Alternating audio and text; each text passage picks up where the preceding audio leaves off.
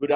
Good afternoon to our African colleagues. I see on the line I've got Koshi, Anesu, Ephraim, Everson, Kabo Yamudimo, Kelebo Hile, Mwanza, Paul, Pauline, Sasha Jogi, Tendai Mtangi. Welcome to you, Africans. If you're near, if you're far, Makadi, Kunjani, Molweni, Jambo, Murishani, welcome, welcome, welcome. We'll give it another 3 minutes to get everybody on board. We're just casually already having a chat. My colleague Charles from that warm beating heart of Rwanda is catching up with Natasha in the city of my birth, Lusaka. So we're just shooting the breeze while our numbers are ramping up quite nicely. If you've got our link, please click, share, and encourage as much participation by our people across the continent. This is, if my admin can remind me, I think this is our fifth live webinar where we really just want to take you out of your area and expose you to different areas across the African continent. Sometimes we get fortunate to cross borders, jump in planes, buses, chicken buses, whatever it is, but we connect. And when we connect, we make human connections, and then that leads to a greater understanding. So today we're doing 4 countries. I sit here in Harare. I'll give that a bit of an overview. Then we're going to go ladies first. We have Natasha Chiumya. I hope I've got that pronunciation right. I've been practicing Natasha from the last time earlier in the year. Then we will go to the center of Africa, Charles Haba. He is a thriving entrepreneur in the middle of that great city on the hill, Kigali. And then later in the afternoon, I know he was having some he was invigilating some exams, but we'll have Dr. Patson Paradza join us later in the presentation. But that's what we've got for you here today. It is calm and informal. See, not wearing a suit or a jacket or anything like that. It really is an open forum where Africans, we're connecting across borders to enlighten one another. I used to do TV a decade ago, and I'd say there's no such thing as a stupid question. Feel free, feel calm, feel relaxed, and ask your questions. We can pass the microphone along with administration doing that for us, but you're also welcome to pop questions in the Q&A, and we'll do our best to remain on top of that. And as much as you're here to listen, would love to hear your perspectives and what you can share with us so that we enlighten the whole village. So I see our numbers are nicely rising there. We're just about to hit 20. We usually get up to about 30, 34 people. I think that was our biggest, but I suspect when we imported the talent from Zambia and Rwanda, we're going to get even more for this particular call. My name is Kura Chihota, and it's a great pleasure to be the host of this series that's put together by the Academy of Construction and Real Estate, a dynamic business in South Africa that provides a whole range of training, and the flagship product is the Valuers Conference. They did the first one this year. They're planning to go even bigger and even better next year, where the real issues are discussed. You know, valuation is that part magic, part science, put in the context of human beings. I know on this side of the border in Zimbabwe, we're having significant challenges when we are doing our valuations of real estate because of our volatile economic environment. Add to that the fact that we have reporting requirements. So how and when do you recognize revenue? The accounting standards tell us you must report your numbers in operating currency, and that operating currency is the Zimbabwe dollar, but the Zimbabwe dollar has an ever fluctuating rate to the US dollar. So the numbers that come out don't really often make sense. So we've had one listed company produce its interim results where normal revenue was, call it 9 billion Zimbabwe dollars, but then the write-up in value of the appreciation of the asset when done in Zimbabwe dollars was something like 200 and something million. So it makes the comparison of that number, because of our inflation and because of our volatile exchange rate, it makes comparison and yields look kind of silly. Okay, we're just about to hit 25 on the subscribe there. So I'm just going to start with, I sit here in Harare. I'm a Southern African migrant. I was born to a Zimbabwean and Zambian in Lusaka. I then grew up here in Zimbabwe. I went down to South Africa to do my schooling down there, but now I'm back home and connected. So the connection on this particular channel is, as I've said earlier, to enlighten Africans, so that we can know and see and pick up a name and a contact. So when you do get your passport and you're headed off somewhere, at least you can have a port of call to say, look, in Lusaka, I've heard of Natasha. If you go to Kigali, I've heard of Charles. And then that's a great place to start. Probably people are most accommodating. I have been hosted by both our speakers today in their respective cities, for which I'm eternally grateful.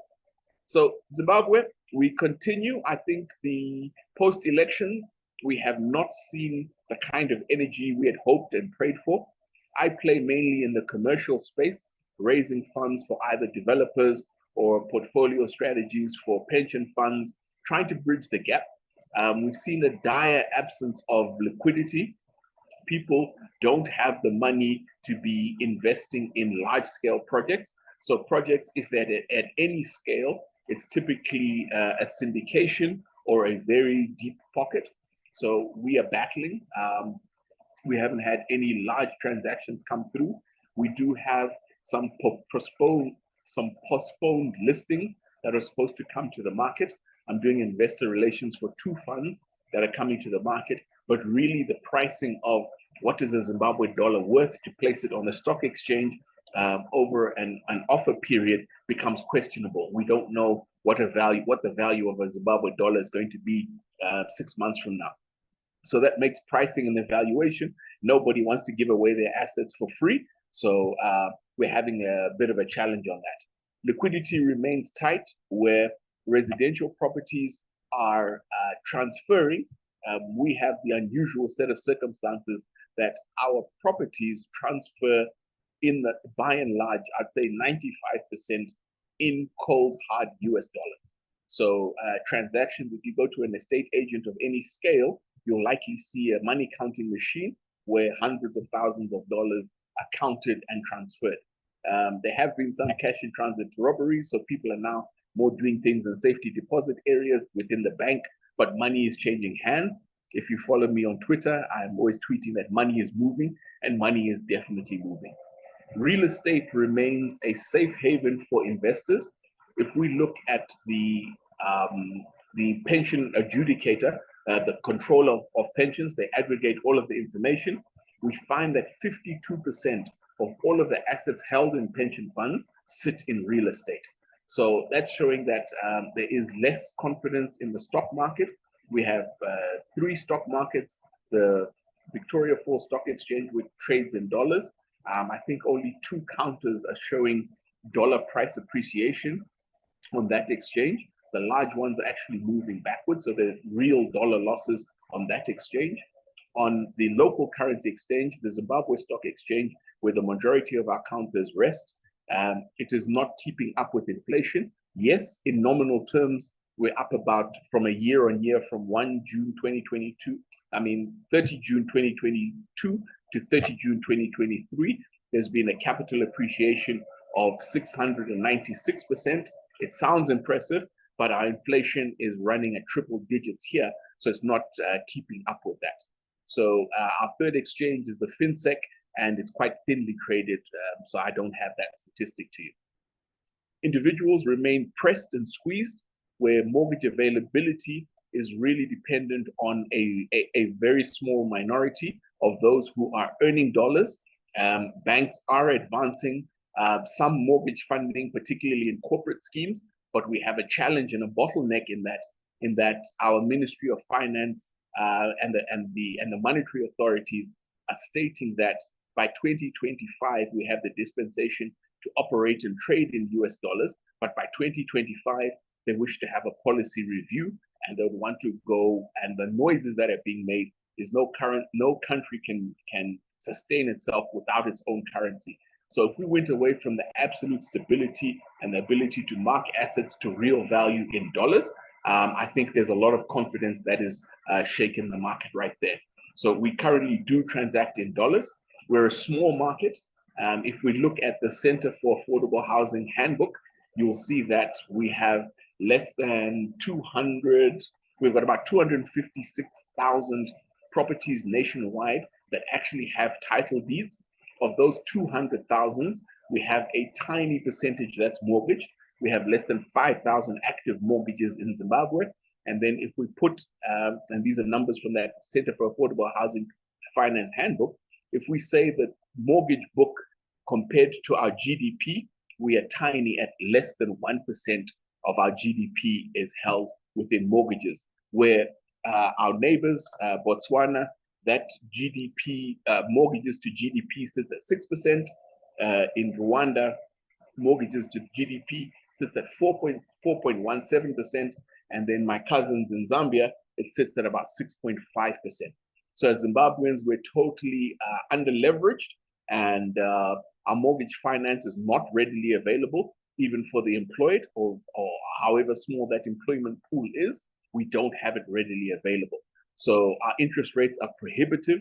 If I was to tell you that our interest rates are upwards of 140%, if you could get it in Zimbabwe dollars, it's unlikely. When you do get it in US dollars, we have very short tenors. So we have 5 to 10 years, but even that has come under threat with the noises that are being made by the central authorities that past 2025, we shall not be seeing US dollars as being the lingua franca. We have got to this situation because we've seen the Zimbabwe dollar implode 3 times, and there is real skittishness where the monetary assets within banks have lost significant value. So the US dollar was our savior, but our current thinking in the market is that it can't be our savior for forever. I think those are the headlines.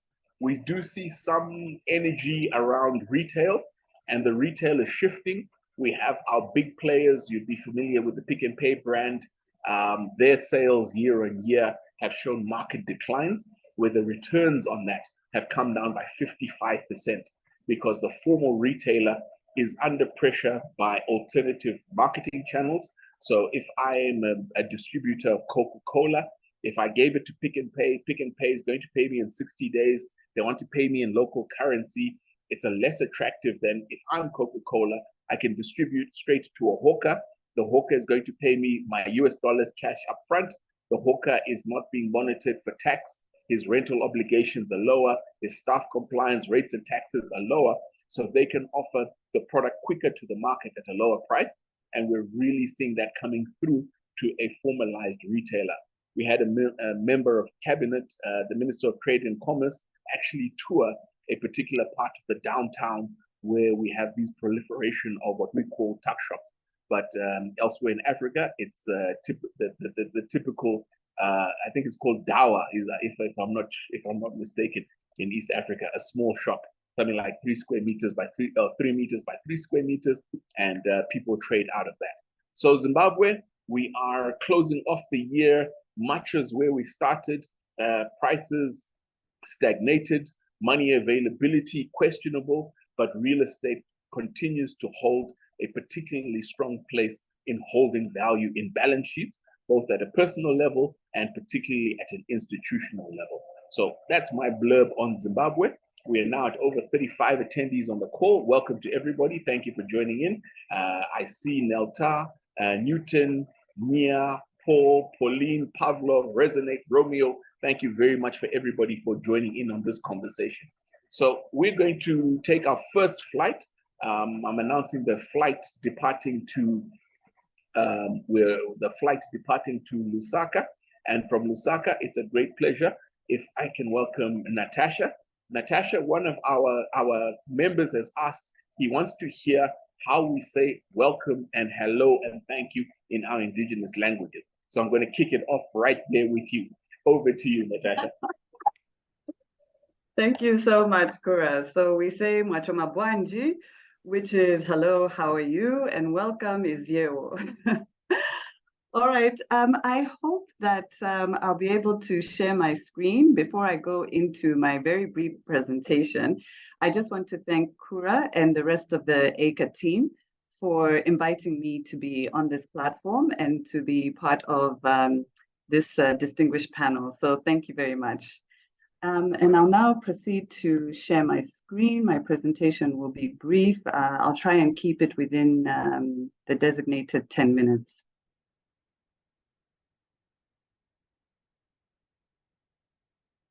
Okay, I hope my screen is visible.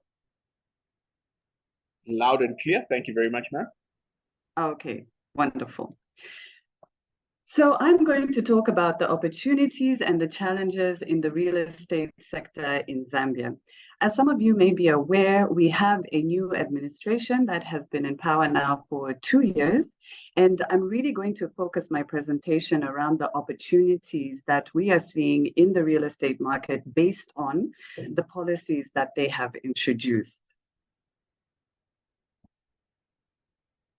So the outline of my presentation, I will start by briefly touching on the macroeconomic outlook, and then also just a bit on the demographics. And I think these 2 points will be able to give a context to the country. And then I'm going to talk about the 4 main areas of opportunity that we are seeing in real estate. And like I said, I want to focus on the policies of the new government, although they're not so new anymore after 2 years in power. But nonetheless, they've made some important policy changes that open up some areas. And particularly since they announced their 3rd budget recently, just last month. So this is going to be a very high level presentation. And then, of course, I want to touch as well on the challenges. Because it's all well and good to talk about opportunities, but we must understand the challenges that we face. And I think, Kura, you did a fantastic job talking about the challenges in your market.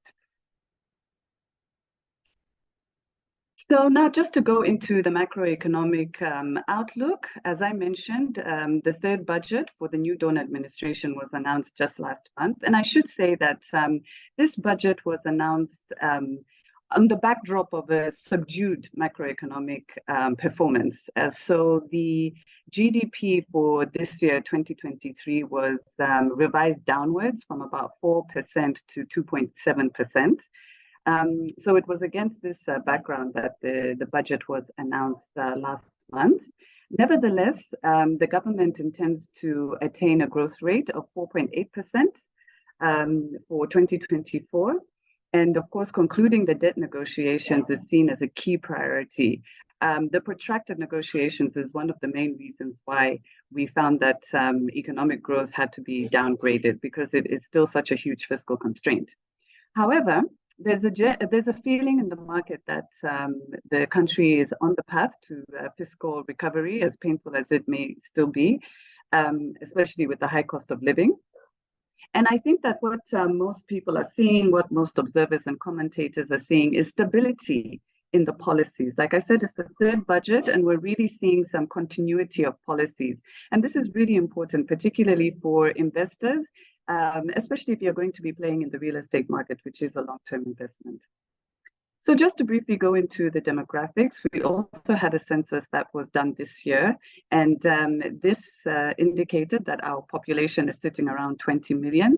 We have a growth rate of 3.4%, which means there are roughly about 650,000 Zambians being born every year. We've seen a provincial growth rate of about 47% in the last 10 years. And we continue to be a highly urbanized country, which means that of those 650,000 Zambians, at least half of them will migrate to the urban areas. So now just starting with the first area that we're seeing as a major priority of the government, and this is definitely agriculture. So a huge chunk was set aside for agriculture. Over $600 million was set aside for agriculture, fisheries, and livestock programs. And this includes a $30 million expenditure for infrastructure on farm blocks. And this will be in the Central Province, the Copperbelt Province, and Luapula Province, if I'm not mistaken. And this will be to build roads, bridges, and power lines and irrigation systems in these huge farm blocks that will be created. The government also intends to launch a comprehensive agricultural transformation support program, which is meant to provide further support to the agriculture sector and to farmers through extension services, finance, irrigation development, and also value addition. So in terms of real estate, what this points to is obviously an opportunity in commercial farms and small holdings. And I should point out that it's not only the government that sees agriculture as a priority, but it also receives a lot of support from cooperating partners and NGOs and donors, etc. So what we've seen is that with all of this support, with modern farming technology, modern farming techniques, new technology, we've seen that it's possible to increase yields from commercial real estate. It also points to an opportunity in logistical infrastructure or investments in real estate that point to logistics, such as warehousing, cold rooms, and other storage facilities, anything that will add to the agricultural value chain. These farm blocks are intended to create a massive amount of jobs and attract different kinds of workers, farm workers, agronomists, agricultural technicians, which points to opportunities in housing and social facilities. The second area that we're seeing as being a key priority for the government is tourism. So what I should point out is that the government recognizes how important mining is, but we've seen that they're really trying to diversify the economy as well, away from mining. So what we're seeing is strong signs of a post-COVID recovery. We saw that international passengers increased by 22%, room occupancy also increased to 70%, which was up from 40% last year. And the length of stay has also gone up from 3 days to 4 days. The government also has managed to secure a $100 million facility from the World Bank, which is to go directly into tourism. So for the 2024 budget, what we're seeing is about $38 million going into the development of tourism infrastructure and of different tourism products. So many of you will be familiar with the Victoria Falls, which I share with my friend Kura from Zimbabwe. But what we're seeing is that the government wants to diversify the tourism offering to other parts of the country and with other tourism products. And also part of the expenditure is going towards improving air and road connectivity to the north. Livingston is in the south, and also going towards the southwest tourism circuits. So what does this mean for real estate? We're seeing now opportunities opening up for hotels and lodges, especially to cater for the domestic market.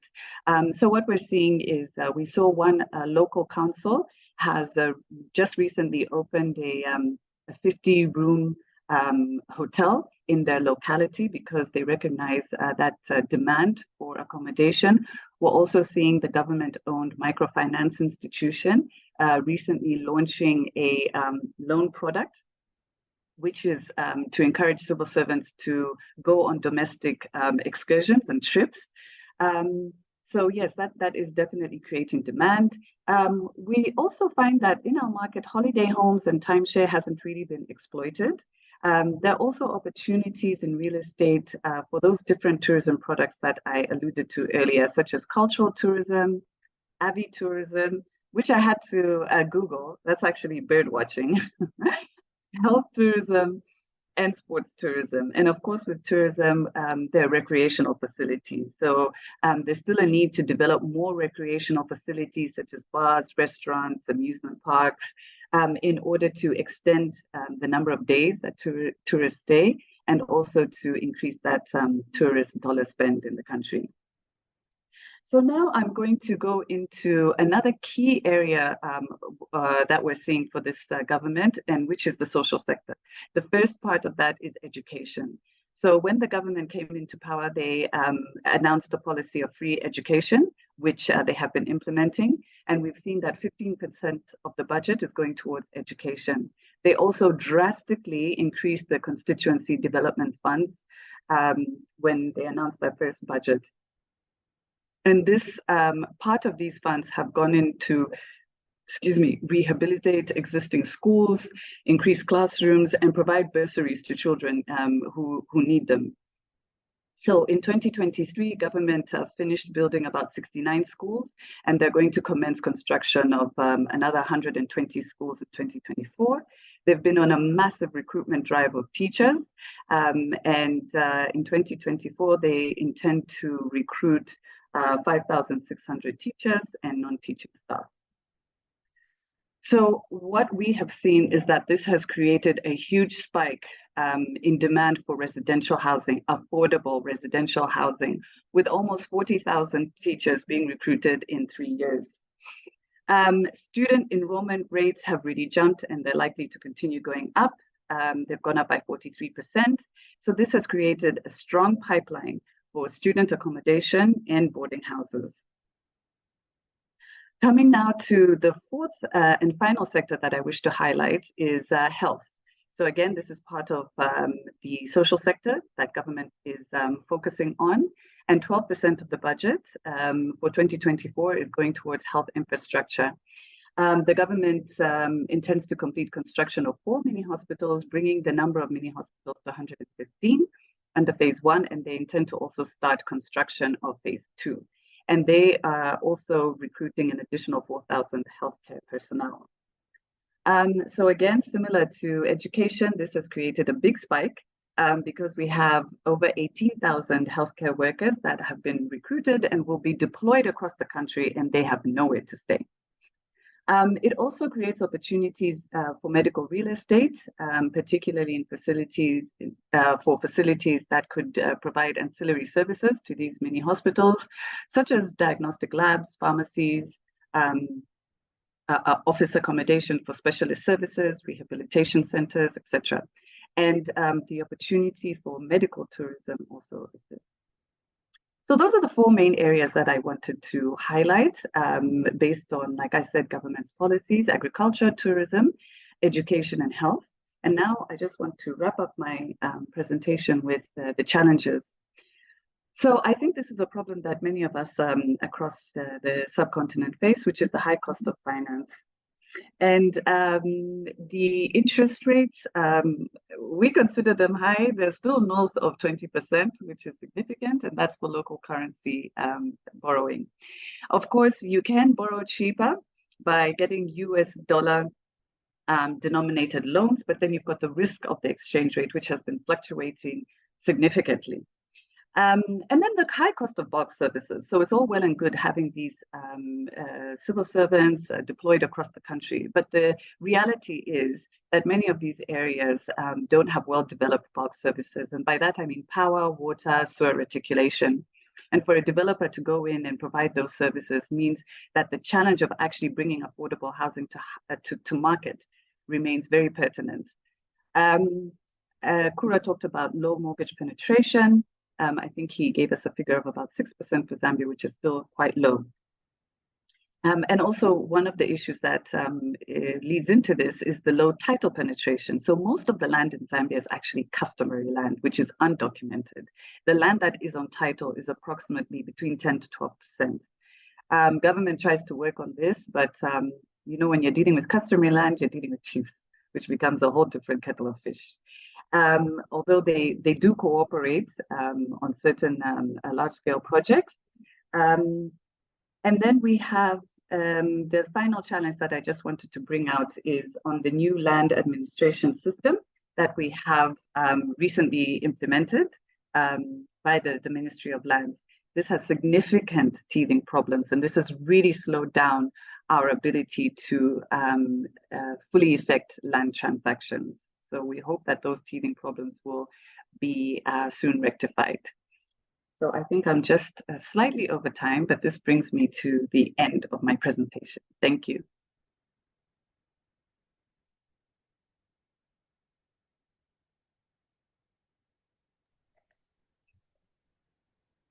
Thank you so much. That was absolutely fantastic. You know, there are categories that we tend to neglect and forget. Zimbabwe was largely agricultural based, and then you get the tertiary industries or the secondary and tertiary that follow on from that. Tourism, thank you for acknowledging that we share the Mosio Tunya. Thank you. I still think the view is better on our side than it is on yours. And then education is exciting because I know that I saw the statistic somewhere that we now have about 10,000 Zimbabwean students who are coming across into Zambia for education. I just wanted to touch on some areas of similarity and difference. It's like any market will have its idiosyncrasies, but I think we're seeing similar challenges. So on interest rates, it's too high to really give us affordable product. Affordable means Joe average with Joe average earnings should be able to put a roof above his head. Are we being unfair in thinking that everybody in Africa should have access to own real estate? Do you think that's a realistic expectation for the average Zambian? That's a great question, Kura. I think that when you look at the fundamentals that are in place, it's not it's not possible for every Zambian to acquire real estate through a mortgage. I should say that it's not realistic. But should every Zambian be able to own a piece of land? I think absolutely. So what we're seeing is that Lusaka is really growing in the outskirts. And a lot of that land falls under customary land. So if you get your average Zambian who can't afford a formal piece of land that comes on a title, which is in a nice gated estate, then one of the options they have is to drive out to the outskirts and approach a chief and buy a piece of land there. And I know that's actually what a lot of people do. And that goes across the social spectrum. I know my house helper has got property because of that. So I don't think it's unrealistic for every Zambian to own a piece of land, but at the moment it's unrealistic for us to expect them to access a mortgage to develop that piece of land. And for that reason, self-build is still the most popular way of people owning a home. No, thank you for that. Anybody who's got questions, you can pop them through in the Q&A. We can take them live or we can type the answers as we go along. So I came to Lusaka in March this year and I was staying with my cousins. I'm now forgetting the name of the suburb. You're taking the airport road and then you turn off left and you go past, it'll come to me at some point. But what I found is the absence of the developer-led infrastructure. You know, you're going along a long dust road, and then you've got all of these subdivisions and stands and people are building, but there are no internal roads.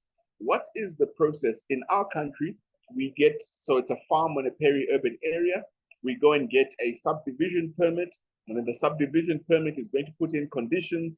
You know, entrance must be off a 25-meter road, internal roads need to be 15 or 18 meters, tarred, blah, blah, blah. What are the obligations? How do the levels of government interact? What is a national obligation in terms of infrastructure? What's a municipal obligation in infrastructure? And then when somebody is buying, what can they reasonably expect is the standard that they pick up? So I should point out that the government and even the previous administration undertook an extensive program of upgrading and building new roads. And that has actually led to the expansion of the city of Lusaka, growing outwards because the road infrastructure has improved dramatically. Under the 2024 budget, there was still a great deal of funds that have been allocated, particularly for feeder roads and roads in rural areas. So that work is ongoing at a macro level and also at a micro level through the councils and through CDF. So the point that was made with increasing the allocation of the constituency development funds is that these funds should be used for development in the actual constituencies. And that does include upgrading of roads as well. Now, coming to your question about the developers. So when developers, if we use the example that you've given, where they take a farm in a peri-urban area, they subdivide it, their obligation, as far as I understand it, is to provide access to provide access to those subdivisions. And so that doesn't put down any specifications in terms of the type of access that it should be. Now, if it's a large development, they could have more requirements, for example, under the environmental regulations. I'm not 100% sure. But from my experience with the developers that I've worked with, the type of roads, the type of access is definitely left to the developer to determine. And so that's why you get a variety. You might get one developer that does gravel roads, one that does all-weather access roads, another developer might do tar roads within their development, another one might pave. So it's really up to the developer. And of course, all of these things influence your price at which you are able to sell your properties. So if you're doing a medium cost development and you're doing medium cost subdivisions and plots, you're not going to put a tar road because you're not going to make any money. So you're ending up getting what you pay for. I'm going to close out with 5 questions that are coming through here. Resonate then says, how is real estate professionalism evolving in Zambia? I do know that you've got a controlling board of Zambian estate agents, but explain us how that's moving along. Then we've got a question / comment. Ephraim is saying, pulling bulk infrastructure over a long distance is expensive. Hence, in the literature on sustainable urban development, there are now arguments on compact cities as opposed to sprawling outwards as Lusaka is doing. What is your comment to that? That's what Ephraim is asking. And then the last question, Nelta from Botswana, is then asking, what's the adoption of PropTech in your market?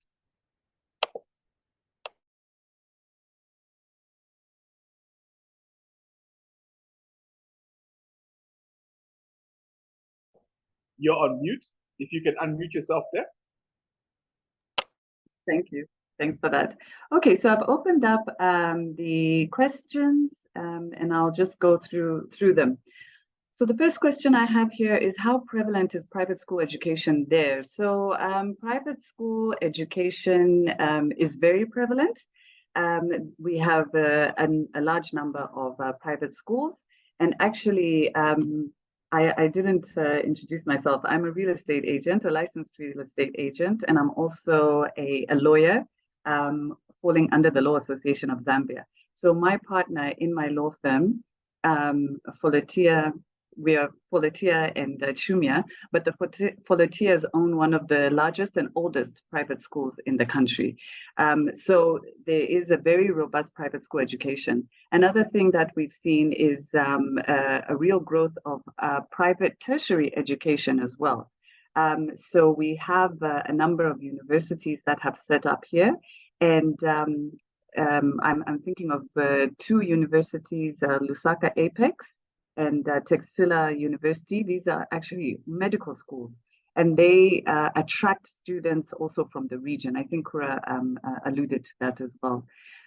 So yes, it's private school education is growing, and you know, as Africans, we all believe in education. So that's one area where we really try and do our best for our children. All right, the next question is, how is real estate professionalism evolving in Zambia? This is a great question.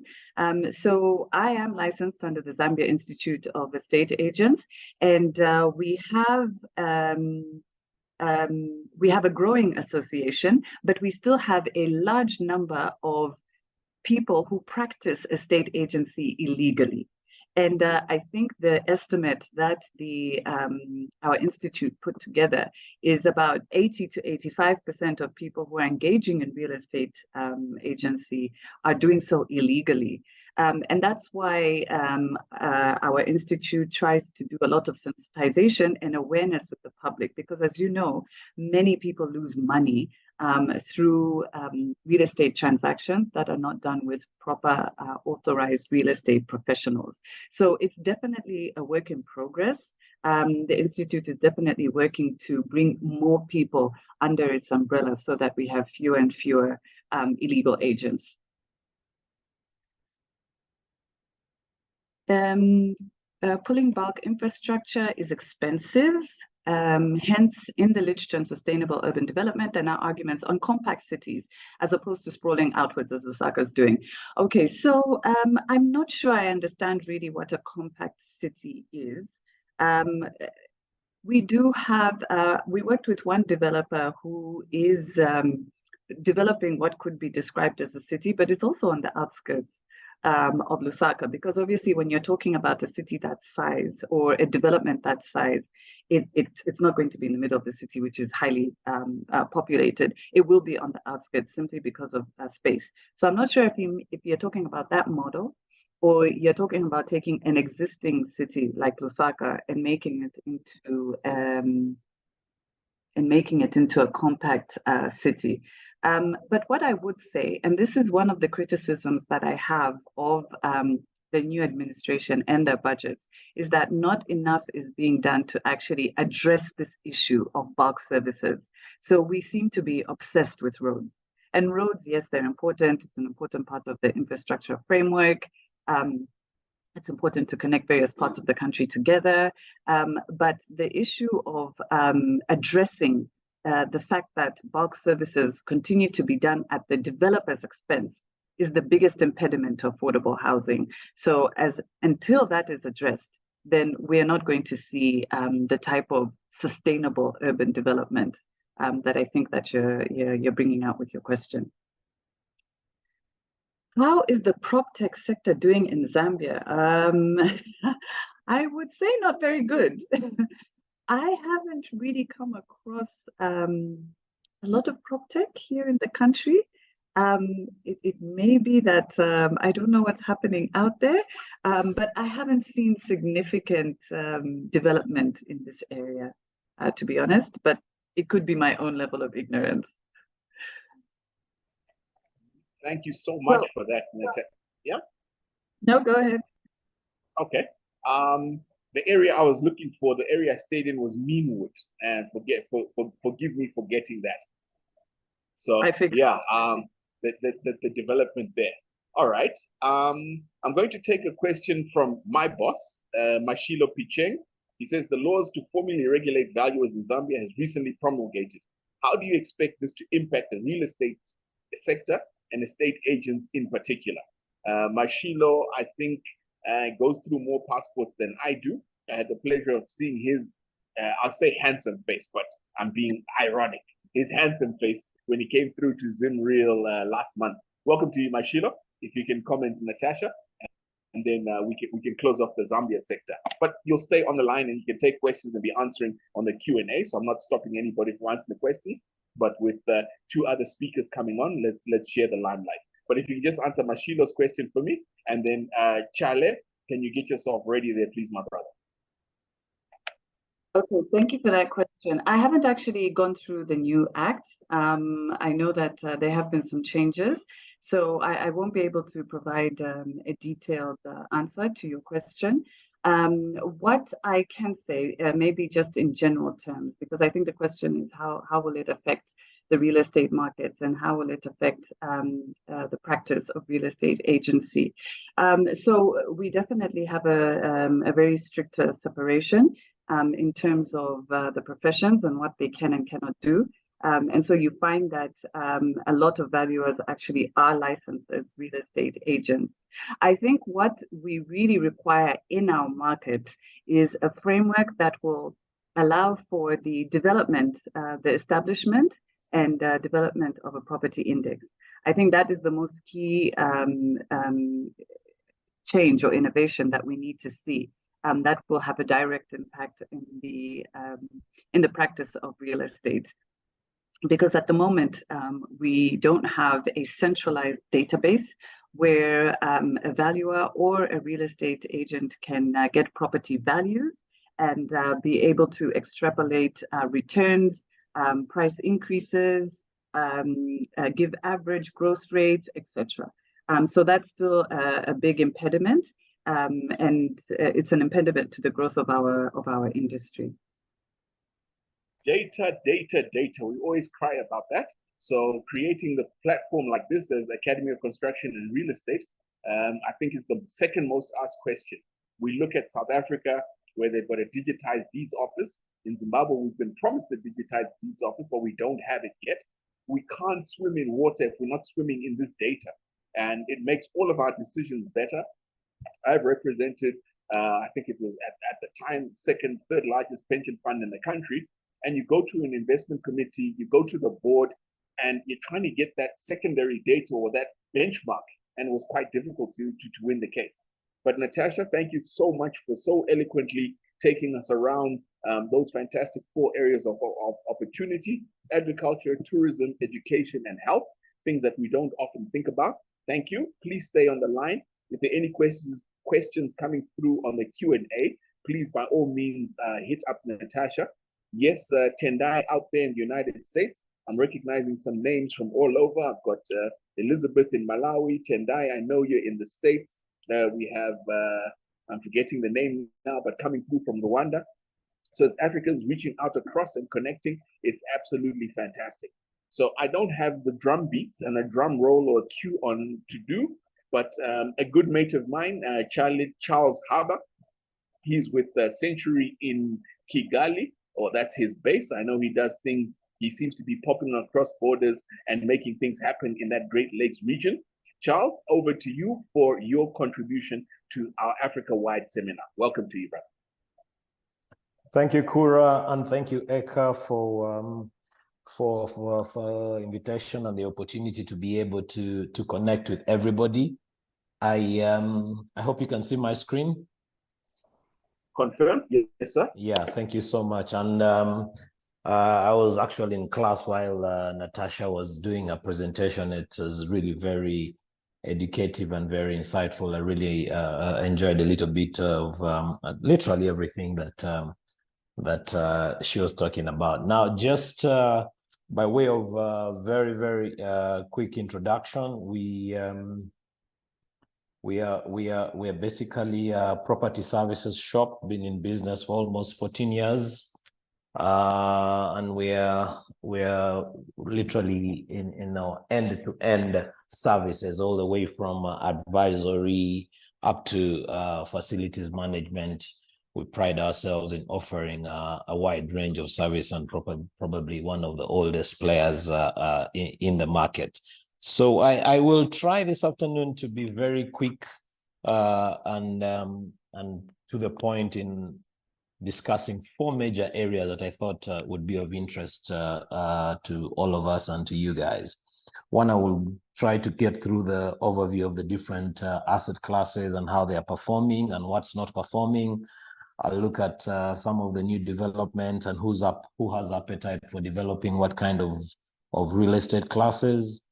I want to share with you guys how rentals are performing in the market and if there are any effects that interest rates are having on property prices. And finally, I'll try to give one piece of advice of where you should put your money. In terms of the different asset classes and what's good and what's performing well at the moment, generally across most of the real estate classes, that is residential, commercial, industrial, and farmland or hospitality, supply is still generally low. It will differ from one asset class to another, but generally we're seeing that supply is quite low. We are particularly excited that there is an increase, we've seen a 40% increase in the last 12 years on demand for commercial and residential real estate. Most of the commercial buildings in town and in the major nodes enjoy occupancy levels that are north of 70%, which is quite exciting. We also have any decent piece of real estate, whether it's a land or a house that has decent value for money, will really spend a very short time in the market. I know there was a question asked of Natasha earlier on about yields in the Lusaka market. In Kigali, it's very common to have yields above 10%. So residential is averaging about 10%. Commercial is still good. averaging 12%. It's very common to get a yield of 16, 17% for very specific deals. And on land appreciation year on year, the really poor appreciation will be about 20% per annum. Sometimes it can go up to 100% depending on the location. We're also seeing a very high appetite for serviced apartments. The huge opportunity being in that we do not yet have one single branded serviced apartment in the country. So to brand it to an international standard, which means that there's still a gap in that space from a hospitality perspective. Obviously, we think there are certain areas that can be better. Kigali is yet to have a single proper shopping mall. What we do have is shopping centers and mixed-use developments and some destination supermarkets. How that said, as we move along, I'll get to share with you a particular development that's coming up. We think that there is still room for that because that allows us not to attract certain retail brands. Because on the residential side, we have a poor pre-sales culture. And that mainly comes from the fact that in the recent past, we have had some developers who have not done themselves nor the market any good by either not delivering at all, or not delivering at the promised quality, or not delivering at within the promised time, or even running away sometimes with buyers' monies. And that sort of we think has affected. We can see it has affected the rate of pre-sales. So basically, the market is full of the buyers are doubting Thomases who would like to feel and touch a product.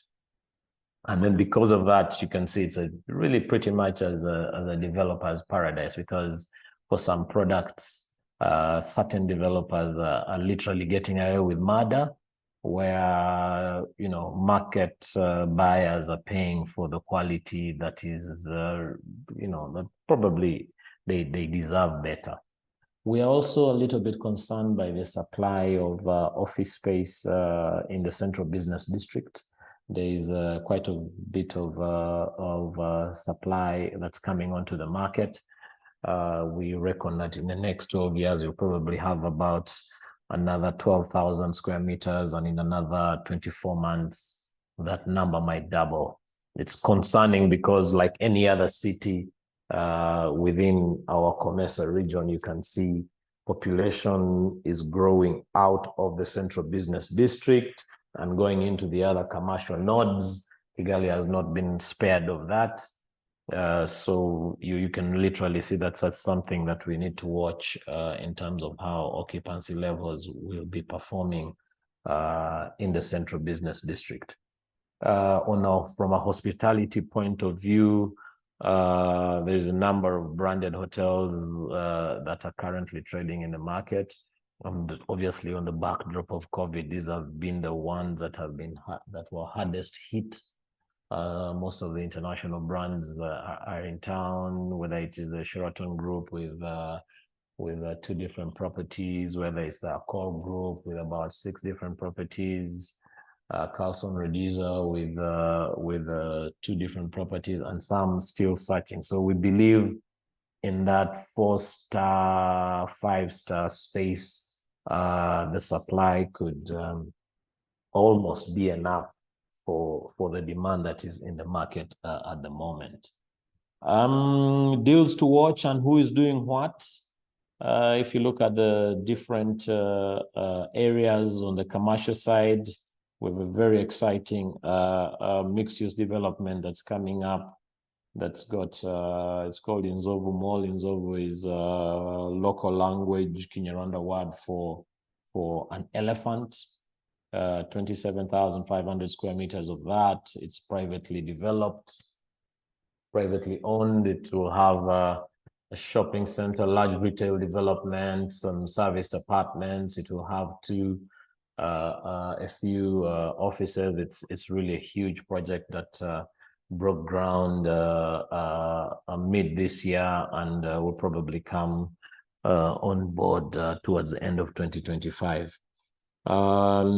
Rwanda is very aggressive in terms of being a financial services hub, and to that end, there's a private development in the Central Business District that will be home to the Kigali International Finance Center and other international finance-related businesses, private equity funds, venture capital funds, and related businesses. That's about 28,000 square meters, privately developed, already broken ground, and should come on board as well in 2025.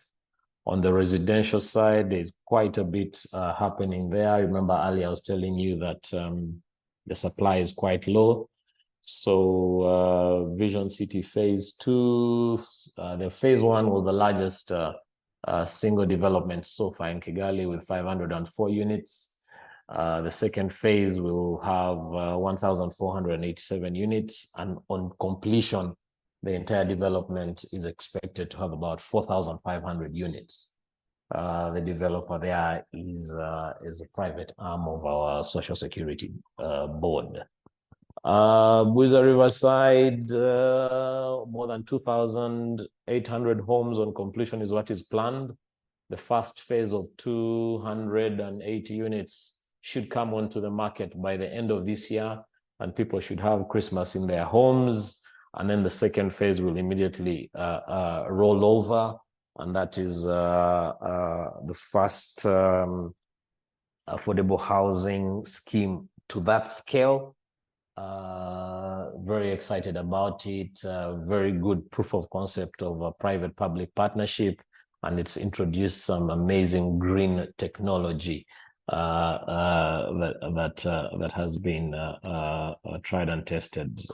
Excited about that. Greenland Plaza, about another just over 200 apartments close to CBD. And this is the fifth phase of this particular private developer who's been very successful and demystified an almost previously non-existent apartment culture. And the market is very excited about this particular project. On the infrastructure side, I just picked two particular ones, and I want to link this with government policy around MICE tourism, being that the government of Rwanda has been very aggressive in promoting our meetings, conferences, events, and these events, whether it is sports or conferences or exhibitions, and to get that enabling environment in place. A lot of intention has been put into our hospitality sector now in the infrastructure space. So we're building a new international airport not too far from Kigali, and that should come on board late 2025 or early 26. But works, it's one of the busiest construction sites in Kigali. We have a sports city. Luckily with this one, it was an already existing piece of infrastructure that I think had a capacity of about 12,500 and being expanded to about 40,000. But there's a lot happening around it. There's a basketball arena, there's a sports entertainment arena, and all the other supporting sports infrastructure around it to create a sports city within Kigali city. And that's going to really drive Kigali as a major sports destination. We are extremely excited about that from a real estate perspective. There's going to be a major game changer in what might be the Silicon Valley of Africa. 61 hectares of land have been put aside by government related entity, and that is quite advanced. It's anchored by 3 continental and international universities. at the Africa Leadership University, Carnegie Mellon, and another agriculture based. They've signed the solar power plant. It's done extremely well in terms of uptake. That's going to be also a major game changer in terms of new developments and sort of really deals to watch. Now, the other thing I thought that's been a little bit surprising for the market is that irrespective of interest rates and supply, rental rates, whether it is for commercial or residential, are not dropping. The only specific area where we're seeing a little bit of stagnation or minimum movement upwards is in the very high-end properties. So that's sort of because in any case that's the tip of the iceberg, it's the top of the pyramid. You really don't expect a lot of movement up there. But with just taking that out of the box, the high-end houses, the rest, we're not seeing rental rates dropping at all. From an interest rate perspective, because the government of Rwanda is very aggressive on promoting affordable housing, so the interest rates on affordable housing are as low as 11%. I think commercial rates on average are about 17%. It can be a little lower depending on the sensitivities and the viabilities around the specific project, but we're seeing an average of about 17%. On property prices, not surprising that they continue to rise for a number of reasons. One is the supply that I mentioned a little bit earlier, that is quite low. But specifically for Kigali City, the municipality has been quite aggressive in terms of putting nice, modern, good infrastructure in areas that were previously semi-urban or rural. And it's now, you have nice tarmac roads, and that's definitely driving the prices up. And over the last 12 months, we were doing an analysis and we're seeing the prices are rising at about 22%. Now, the $1 million question, Kura, and someone asked me that if you had $1 million, where would you put your money? And I was very excited that Natasha talked about a project. I mean, she's talking about the service infrastructure, and there was actually a question that came in around the bulk infrastructure and how to provide for it. If I had $1 million, I would definitely invest it in land, fully serviced to a premium quality. I think when I went to Lusaka sometime last year, I visited a project at, I think it was a Roma Park, maybe if my memory serves me right. Yes, it was Roma Park. And, you know, nice tarmac roads, street lights, central sewer. You can really be able to command a premium. Today, some developers here in our market, again, are getting away with murder because all they do is just one layer of a grader that goes through your land, and it's a very basic tar road, and you're able to sell the land at 2-3 times its value. But if you're able to get that same money and service land at a premium quality, you can smile all the way to the bank, and then on your way back from there, after seeing your bank balance. Thank you, Kura. Yeah, happy to engage. You are touching. You're touching me on my studio. Land development. This, you know, when you look at the S curve of development, where the risk but the value add is going from farmland, getting it titled, permitted, then servicing it. The incremental value slows down. Then you put a top structure on it. So the land development is where I really love to see and play. So tell me, my brother, you got these grand schemes, and you kept on mentioning government, quasi-government, and what have you. Where is the money coming from? Is it the private sector taking loans from a mortgage finance? Is it the pension sector trying to protect value?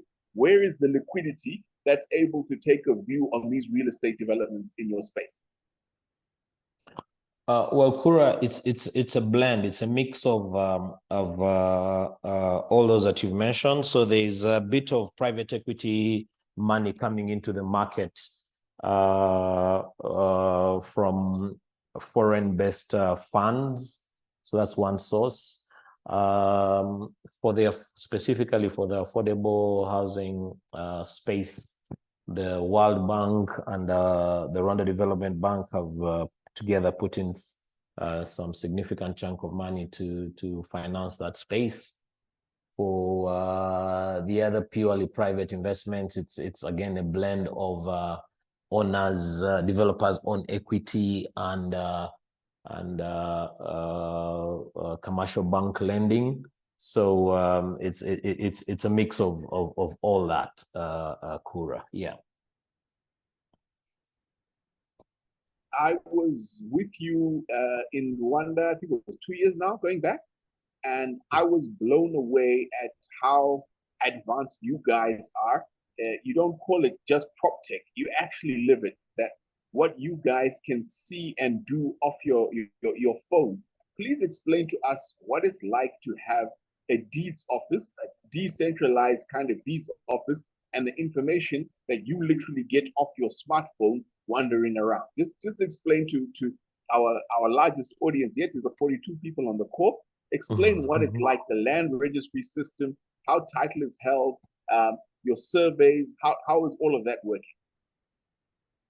Well, difficult for me to explain it in a very short time, but I'd like to tell a story of one of the services that we at Century used to give, and that was title and deed processing about 3, 4, 5 years ago. It used to be a very tedious process for Kura to buy a property from Natasha and then transfer it from Natasha to Kura. It used to be a very tedious process that would take months and months. It even used to be an equally cumbersome process to actually find out the history of that land and who actually owned it and who currently owns it and whether there is a mortgage registration on it. Today, from the comfort of your home in Harare, you can easily find out. It's just a click away. You click and find out who owns that piece of land. What is it designated for? Is it industrial? Is it farmland? Is it residential? What's its size? Is there a road cutting through it? And what have you? Are there any caveats or liens on it? You know, it's just a click away. So that has made life so easy for everybody who is transacting on property. But that said, because we woke up in the morning and realized that the volume of transactions is what will drive the property sector. So we may as well make it as easy as possible for those transactions to be made, for property to exchange hands, for property to be registered, for property to be mortgaged. Because then it's not about whether you're thoroughly doing it. We can address the issue of it being thoroughly done whilst employing technology and putting all the necessary sort of guards to ensure that there is no fraud. But equally important, in any commercial transaction, anything that involves money or anything of value, the moment you reduce human interface with that transaction, that will be your route towards reducing risk and fraud. So automate as many processes, as many operations as you can, and then you'll be able to reduce fraud and all the related risk of that. So the moment that was discovered, the rest was a walk in the park. Yes, Kura. You see, if we had a seminar of brain surgeons, there would be a certain level and everybody understands and operates at that level. What you guys have done in Rwanda is revolutionary. So I can sit here in Harare and I've got clients who are Zimbabwean, they may have bought property in South Africa. I can do the deed search, even give them a computer-generated valuation off my phone because I've got the app for South Africa. Here in Zim, we are stuck with a very tedious physical process. where physical deeds are kept in books at the deeds office. For you to access them, yes, there is some legal access on a portal, but that's often down. When you're now trying to get aggregated information, as you've described it, you said on a click, sitting here in Harare, I can see who owns it, what it's zoned for, get a surveyor general diagram. Those are three discrete processes that I'd have to physically get up out of my house, drive into town, probably get my car clamped on the way there, go into a government office that may or may not have power to try and access a system that may or may not be online. And there are these huge physical pieces of paper. My city council has the pleasure of charging me very real US dollars to look at a town planning scheme for me to understand it. So when you say off your phone, you can look at all this stuff, please accept that you are leading and cutting edge on our continent. Yeah, but it's not rocket science, but yeah, it's great to work in an environment that works. Sure. Yes. So your land appreciation, what do you say is driving that? Is it genuine demand? I think here in Zimbabwe, our property prices have a high base and they remain high because real estate is used as a store of value. So it's actually serving a lot of monetary purposes, and that we've got nowhere else to put it. If we put it in the bank, it goes backwards. If we put it on the stock exchange, it goes backwards. So real estate holds US dollar value. What's driving your market appreciation, would you say? It's probably two or three things. The first one that I mentioned before is the very aggressive drive that the municipality of Kigali, especially, and some of the other secondary cities are doing around improving infrastructure. So areas that previously had dirt roads, it's very difficult to find any dirt road around Kigali.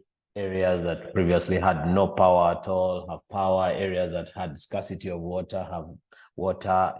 So it's really the services and the infrastructure that have been the number one driving force in terms of driving property prices up. But also the other one is around the growth of the economy in general and the opportunities that are availing themselves with the other factors I mentioned around the MICE tourism and the huge infrastructure projects that are being done. So that creates employment, puts more money into people's pockets, and then they're able to fight for the little land that we have. I've also mentioned some of the incentives that are offered by government for mainly developers who are going into the affordable housing space, and then that brings in more appetite to go into that space, and then that inadvertently also moves property prices up. So those are just some of the reasons that have led property prices to come up. But I'd also like to emphasize that as things evolve and as the economy improves and more players coming into the market globally, from whether they're coming to do their tech business or their retailers opening more outlets, from an urbanization perspective, the more people, the more we see an influx into the urban areas, the more we see pressures on rentals, pressures on office space, and what have you, and that naturally will drive prices up. Yeah. Thank you very much. My visit to Kigali was far too short. I did try and do the sit in the CBD, go down to the market. Of course, I visited the memorial.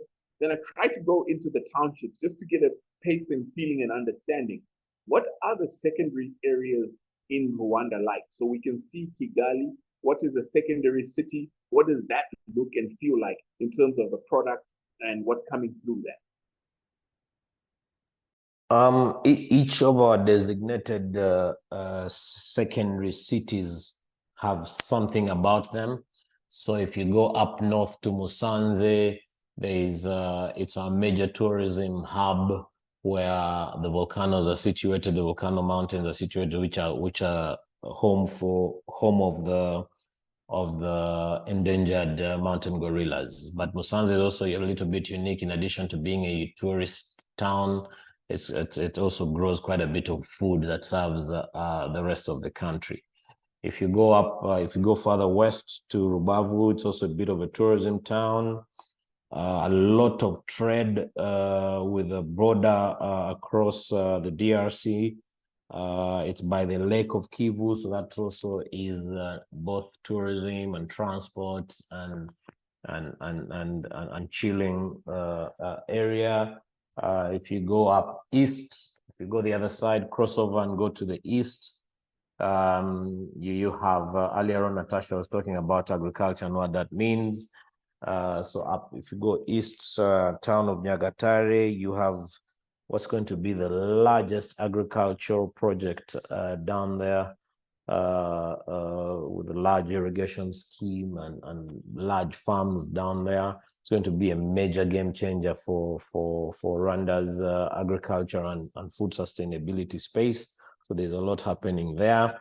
If I'm again to cross over to another part of town in the south, you have Muhanga. Muhanga is literally in the heart of the country, provides a lot of food for the entire country in general, but also provides a lot of labor because it's very close to Kigali city. It's a good source of both skilled and semi-skilled as well as unskilled labor for Kigali. So that's another driving force. And then you go down much further out west to a town called Rusizi that's kind of on a bizarre, almost triangular border with Burundi and the DRC. It's also by the Lake of Kivu. Nice tourism that's happening there. A lot of trade that's happening there. And also there's a big forest there that also is a tourist attraction. So those are some of the main. Those are actually the main secondary cities that are driving what is happening around Kigali. Of course, I need to mention. I did mention earlier on about where we're building a new international airport. Today, the city, that district is called Bugesera. It is very close to Kigali city. Very many people are commuting from there into Kigali city, so it's almost attached to Kigali. But because of lots of the education and infrastructure that's happening in there, it's another city to watch. Kura. Appreciate that. Yeah. In terms of your mall or your absence of a mall, we often have these fights here in Harare. What is a mall? Why don't we have a big one? When is it coming? What would you say are the economic reasons for the absence? You said that there's a lack of a proper enclosed mall. Is it geographic, that you don't have that much flat land because you're a city on a hill in Kigali? Is it size of the market where you don't have a number of these? So retailers want to come in, they want to open 5, 6, 10 stores and then have a national distribution center. What would you say are the impediments to this mall being present in? You know what, Kura? I don't think there is one size fits all, or if your style works for me, or if my style works for you, it will work for me, or vice versa. Even though we do not yet have a proper destination or convenient shopping mall, true to the definition of the word, it does not mean that the retailers who are in town are not making money. It does not necessarily mean that there are no retailers in town. So in hindsight, when you sit down with some of the lenders and when you look at the performance of some of these commercial centers, I think it's a blessing in disguise that we do not have a shopping mall, because when you have a mixed-use development, the developer is able to spread his risk, that in the times when the retail is not doing well, the offices will do well, and then they will sort of compensate for each other. In the times when you're commanding decent rentals for your retail areas, and people may want to think twice before coming in there. Then you do have your offices that sort of balance it off. So I think the mixed use concept has worked for the Kigali and both, especially Kigali commercial real estate space. Whether retailers would do well in our market without a shopping center, definitely yes. We have had situations of brands who come to look around for prospective sites. For a fact, we do struggle so much to find good sites, but we struggle only because retailers come into our market with a large shopping center, big box retail opinion, as opposed to looking at the market with its own peculiarities. So yes, we will, in another year or two, we'll have a large shopping mall, but I don't think it will be that big a difference because we are unique in a way that our shopping centers are covering that gap very well. Thanks. Our mixed use development, sorry. Thank you for that. Yeah. So Zimbabwe started or joined the journey that South Africa, Kenya, Nigeria, Ghana have been on in creating real estate investment trusts listed on our stock exchange. You guys have a strong financial center over there. Are REITs part of your mix or likely to come in? Yes, the answer is yes. The regulatory framework is already in place. I was having a chat with the CEO of Rwanda Stock Exchange the other day on seeing which kind of REITs would be best placed for the market. Are we looking at a development REIT or an income REIT? There's a general feeling that if you look at an income or an investment REIT, it might be able to attract faster pickup because it's tried and tested and people can feel and touch the income that's coming in. So the answer is yes. We do have certain entities or certain businesses that sit on decent revenues, and maybe the way to attract fresh legs in terms of capital might be through real estate investment trusts, right? So the answer to your question is yes.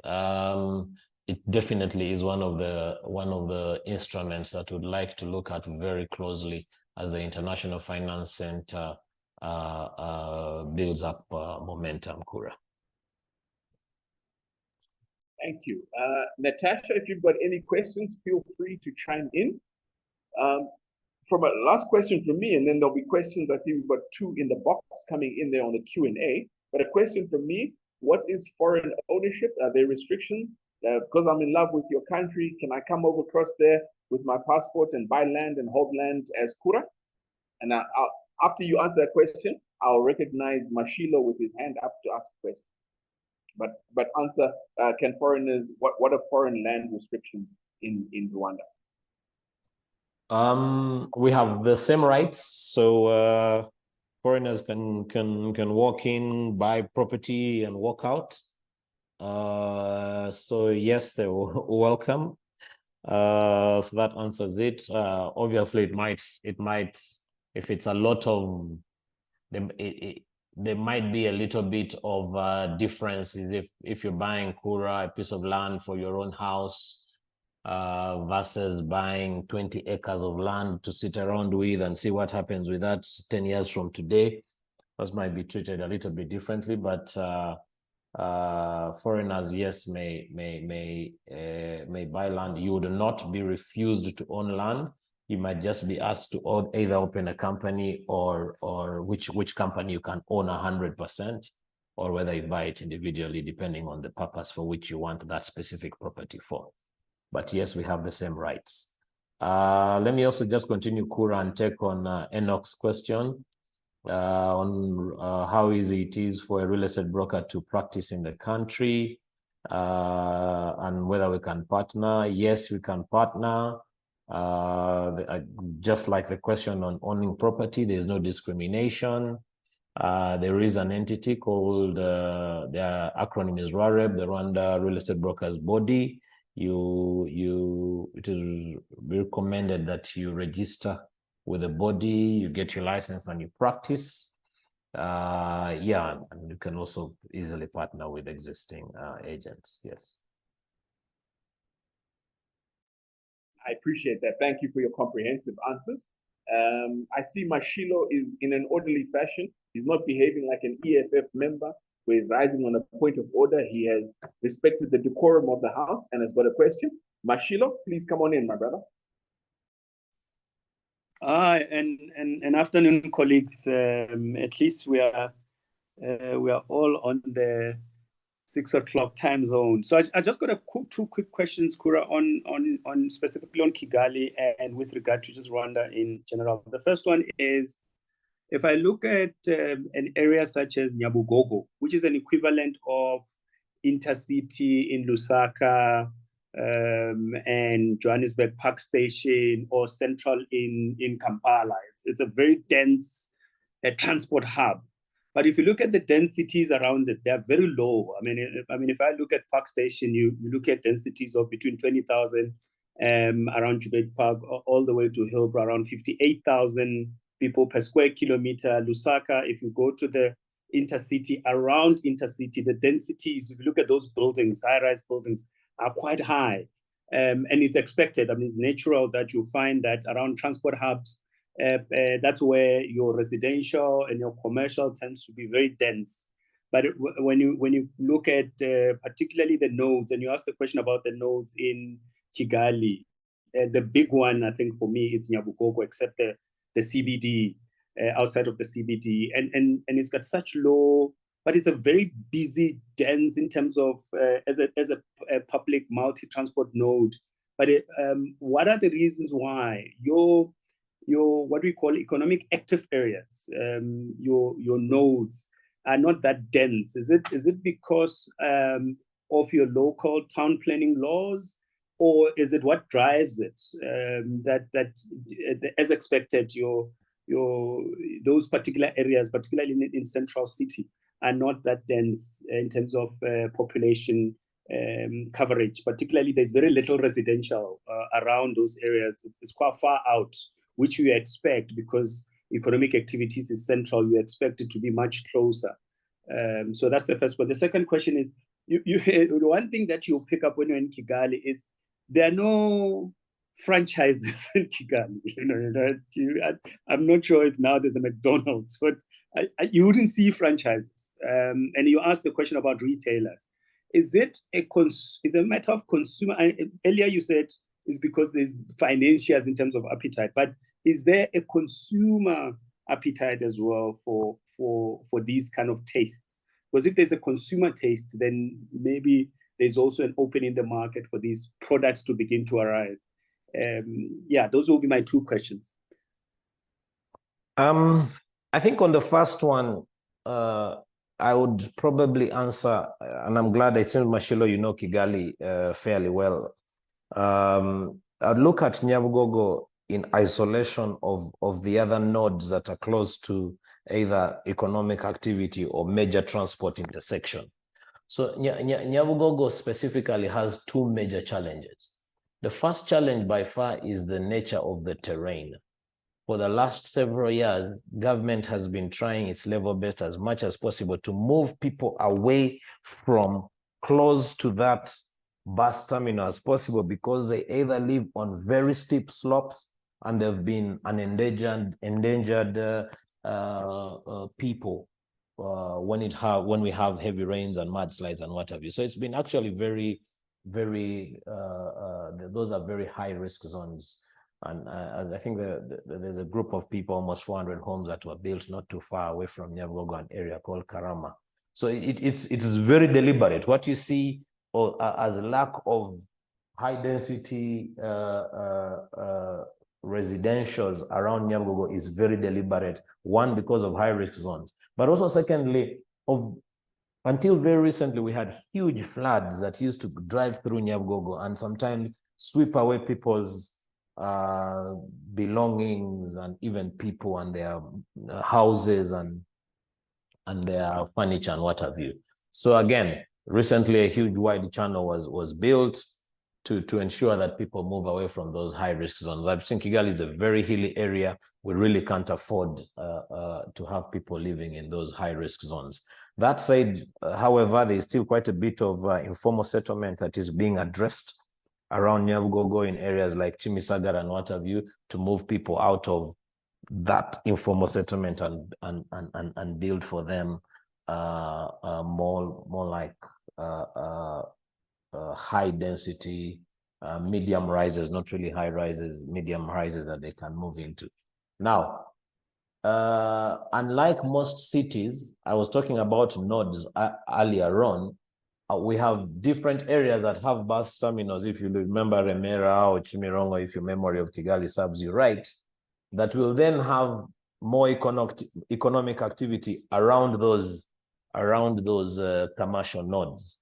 If you look at our central business district, with the exception of financial services and municipality of Kigali City Hall, there's hardly any other economic activity that brings people into the CBD. So hence the reason why you will find, unlike other areas, CBD does not get as clogged as it used to be, because there isn't entire reliance on the CBD. The other nodes also have quite a bit of not only commercial activity, but also the other services that you may need: schools, hospitals, banks, and what have you. So that's the main reason. Those are the major reasons around the decongestion. So it is deliberate, and even our zoning guidelines will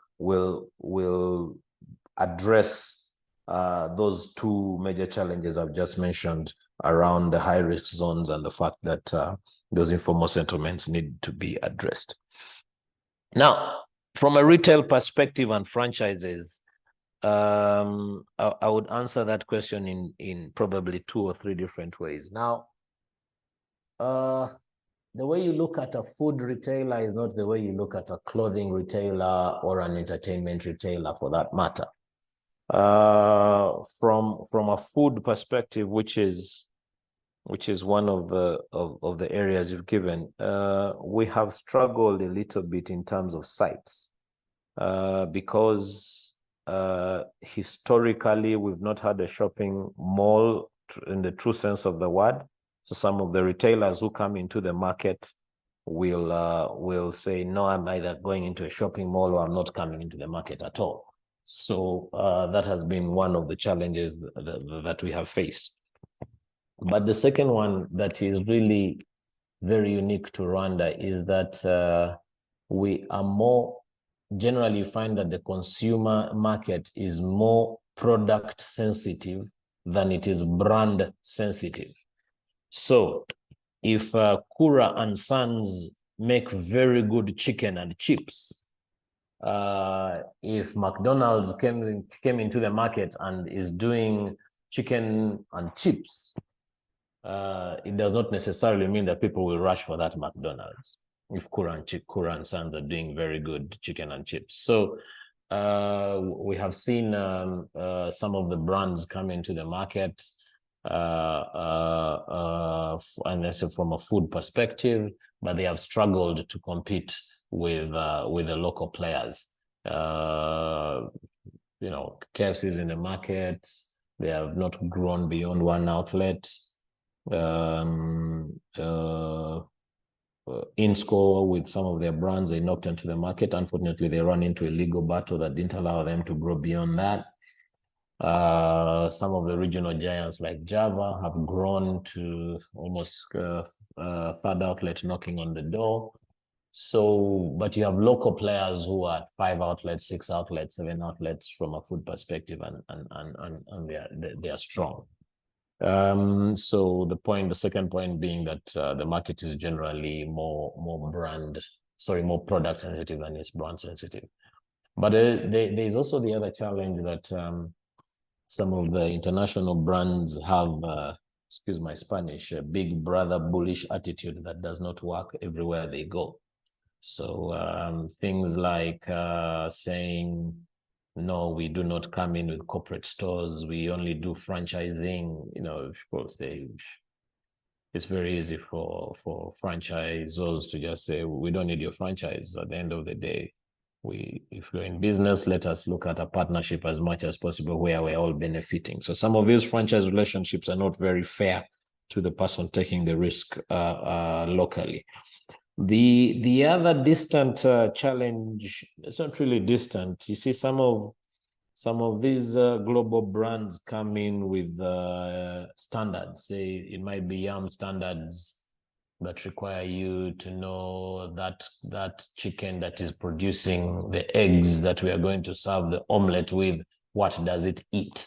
That cow that is producing this steak, what does it eat? What are its fertilizers? What food does it eat? And that milk that we are serving, and so on and so forth. You know, what is the quality of chicken? Where does it come from? And on all that stuff. So sometimes because the food value chain is not that very well developed, those global yam standards. We did have a challenge with one of the international pizza brands that came into the market, paid up for space, and they realized, you know, there was no meat. Not that there was no meat per se, but the cows, all the cows that were producing meat in Rwanda were not registered or had not gone through a certain census of what they eat.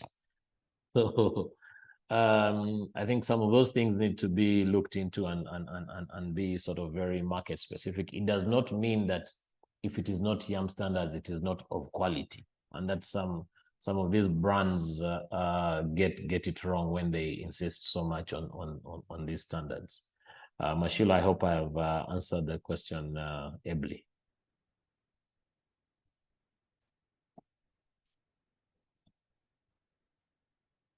No, happiness. Thanks, Kura. Thank you, my leader. I'm grateful for that. Anybody with any further questions from Charles?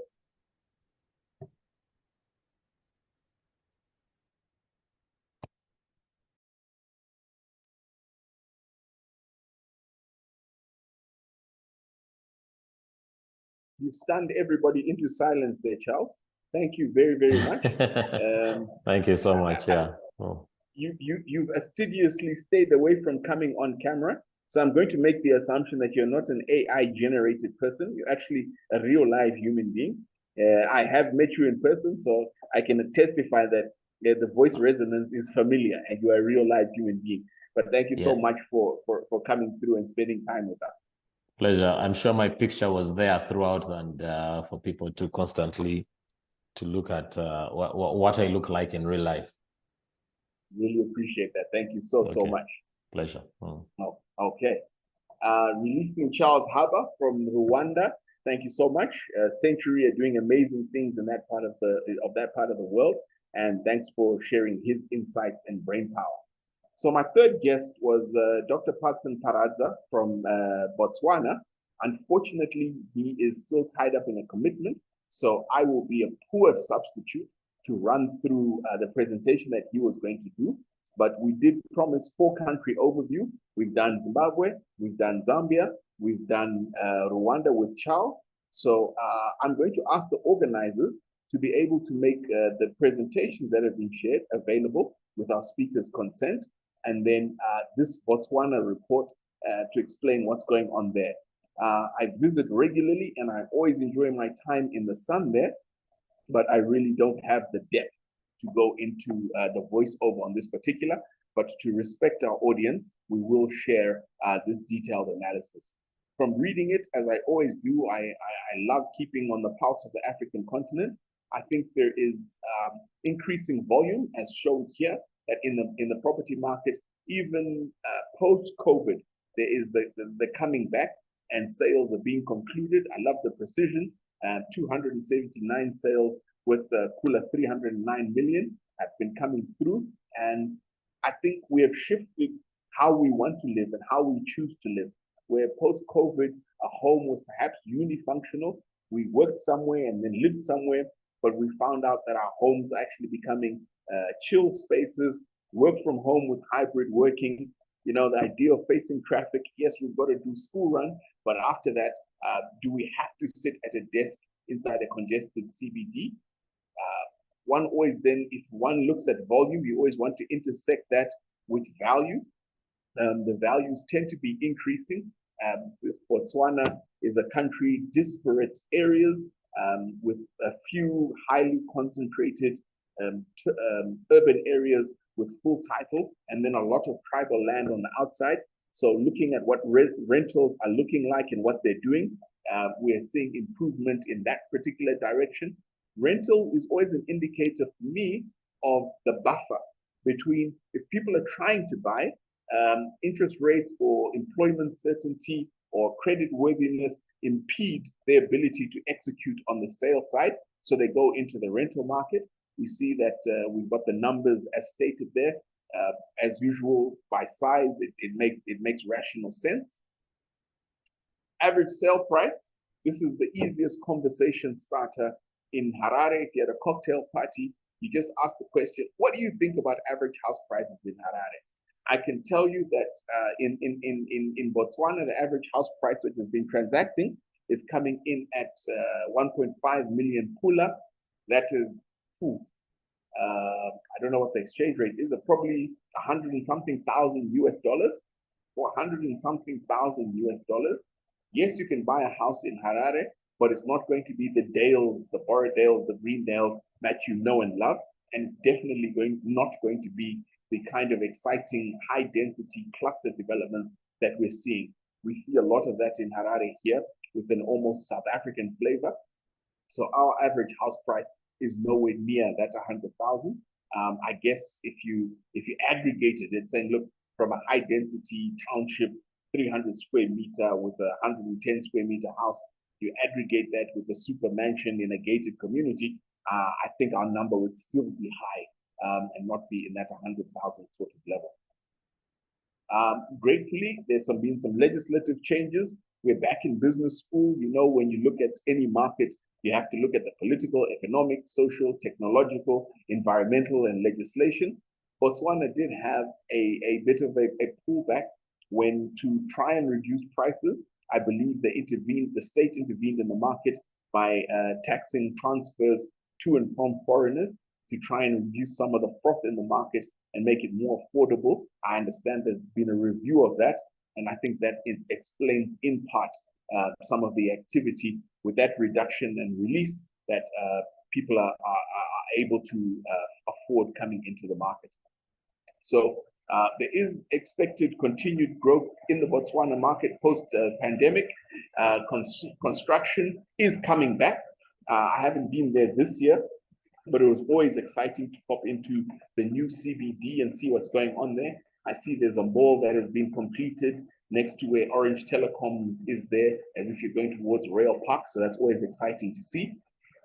The development along the A1 going up north, I've seen the flyovers completed there. And in terms of delivery of infrastructure, you know, as a humble Zimbabwean, I'm always impressed and in awe of what a much smaller population has been able to prudently provide. So the infrastructure development remains a blue tick a big tick in their book, and the demand dynamics explained there. A growing middle class and more urbanization is doing what we're doing in Africa. More people are coming into town seeking the bright lights. That puts pressure on infrastructure, that creates opportunity for a more nuanced and sophisticated rental market, and that rental market will then attract, it becomes that whole capital formation cycle where people save, then they build, and then that building becomes an investment. They release value out of that. They build more over and above what they need for their personal needs. And we get this rental market as well as a buy-to-own market. And then the funding that's available in that is the key element. I think we are in South Africa, which is our big brother economy, and with Botswana being in the SACU, will always be the engine of growth in that particular area. You're seeing that the interest rates have topped out in South Africa. Not that Botswana is one-to-one and tied with the interest rate developments in South Africa, but on a currency appreciation, there's some transmittability there. I know a lot of the banks in South Africa, including the authors of this report, do have credit that sits in South Africa, so it affects the mindset over there. And the finance and the pricing on and availability thereof is going to really be what is a key driver. I love the national program that things like CEDA in Botswana have, citizen empowerment, lending money into commercial development, into residential development. So from watching across the border and from deducing with my conversations with my brothers and sisters on that side, this is the report as was provided to me by a good friend of this platform, Sitebe Manake of Go Smart Value. So I did a poor presentation on what's going on in Botswana. Those who are there and live there and know and breathe the space, I don't know if anybody's got anything to add or insights to provide particularly, but we will share this report for your consideration.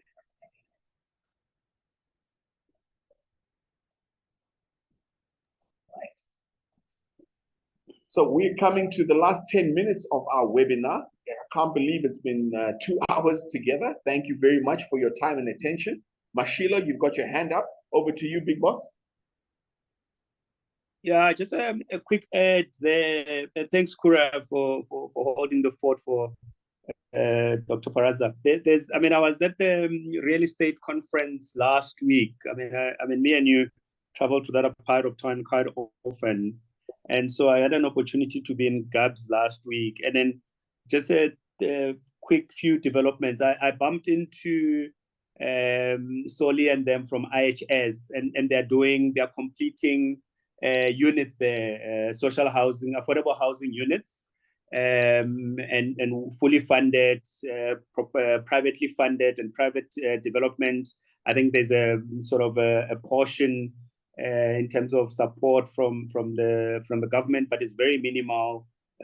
So there seem to be a growth and an interest in terms of affordable housing, particularly in the center of town, just onto the outside towards the airport. That's where their development is. There was a presentation that I sat through by, I think it's Litlolela Runa, one of the funds. The listed funds. They've acquired, I think, 2 shopping centers. The bigger one, I forgot the name, the 35,000 square meter, fully let. They've recently concluded that transaction and looks very interesting. And one of the presentations they've made is that because it looks they've exhausted the market, they're expanding into Nairobi, Kenya. So one of the days, maybe, I know we're approaching the end of the year. We'll see what we want to do next year. We might have to maybe get them here to just get their interest as to what is this thing that says is the market exhausted that they're now venturing out. And then the third thing that I want to share is that as you go towards the airport, if you for those that have been to Gabs recently, there was a main road that is being upgraded between the airport and the city center. There's quite a number of new office developments that I've observed, and then sort of a few upgrades that are happening, particularly on that stretch of road. Is still very fresh. And my suspicion, so market observation is that over time, that part, the link between the airport and Gabs, you will see a lot of activity. There is activity. There's a shopping center, as you alluded, that has come up. There's IHS is also coming up. There's other people that are doing residential. There's office commercial. That segment of that portion of town, I suspect, is going to be the one part, at least in the medium term, that will be very interesting to watch. Thanks. I just felt that I need to add that. Thank you.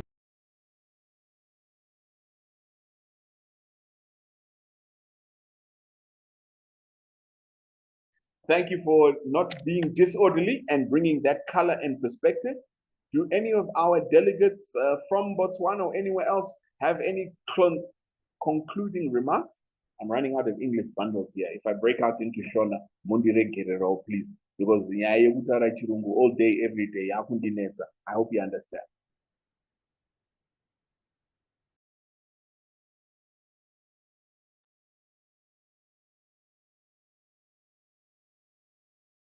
All right. No, thank you to a record-breaking audience this evening. Our 2 hours have flown by. I thank the detailed consideration and preparation that has gone through to our guests, Natasha Chiumya from Zambia, as well as Charles Haba from Rwanda.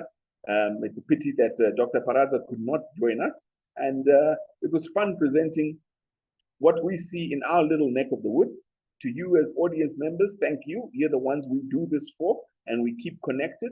Please do follow us on Twitter, all of us on Twitter, Natasha, myself, Mashilo, Eka, we're all on Twitter, and that's where, you know, you can easily link in with free pictures and snapshots of what we see on this wonderful, great continent of ours. For me, Kura Chihota, sitting here in Harare, it's been my honor and privilege to host you guys and answer as many questions as you have. The organizers, when you registered, we now have your details, and with your consent, we can share the presentations with you. But thank you so much for your time and attention. And Africa, look after each other, look after yourselves, and let us remember the words of Thabo Mbeki. I am an African, and it feels good to be an African. Thank you so much for joining us in this particular series of Keeping in Touch and the Pulse of the Commercial Market. From me, Kura Chihota in Harare, Siyabonga Kakulu, Tinotenda Zikuru. I've got Natasha. Do you want to say goodbye to our guests and give them the vote of thanks if it's worthy and due? No, thank you, Kura. Thank you so much for steering the ship and keeping a very good time, I have to say. I don't know why people say Africans don't know how to keep time. I think you did an excellent job. And yes, I would also like to thank Charles. Thank you for that insight into the Rwandan real estate market, with a particular focus on all the developments in and around Kigali. And of course, to all of the participants, we'd like to thank you as well. Thank you for the questions. It made our discussion more rich. And that's what I would say from my side. Thank you so much, Kura and team. You're so welcome. Charlie, last word to you, brother. Thanks, Kura, for putting this together. Thanks, everybody, for participating. Natasha, I learned so much from about Lusaka from you. I hope your comments about Kigali will lead you to Kigali anytime very soon. And thanks, guys. Look forward to participating in more of these. Have a nice evening. Thank you. From the Eka team, it's a good night to you. I hope you get the homeworks done with the little ones or get to your dinner. I'll be telling you that I was off camera. I was having a Zambezi lager. It's hot, that hot here in Harare. But from all of us here and across the continent, thank you so much for your time and attention. Good evening, everybody. Thank you so much.